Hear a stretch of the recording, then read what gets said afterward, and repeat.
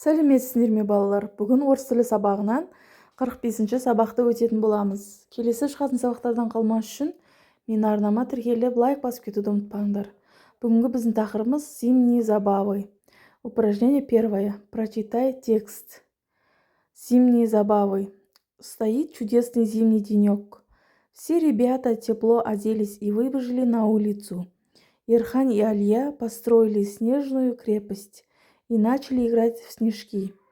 Махсат на саньках радостно катится с горки, а маленький Мирас сам слепил огромного снеговика.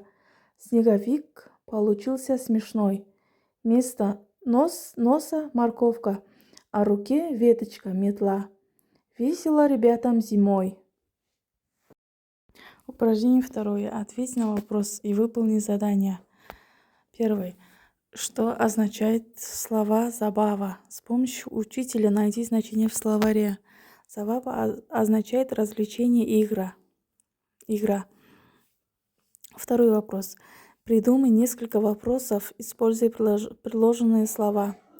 Кто катался на санках? Когда наступает зима, дети что делают? Какой снеговик получился? Упражнение третье. Рассмотри картинку. Запиши слова-признаки к предметам. День стоял чудесный. Настроение у детей веселые. Дети шумные. Снеговик огромный.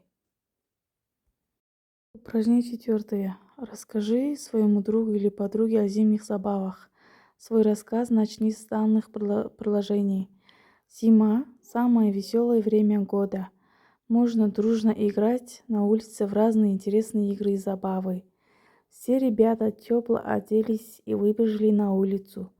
Арман и Махсат слепили снеговика, а другие ребята играют в снежки.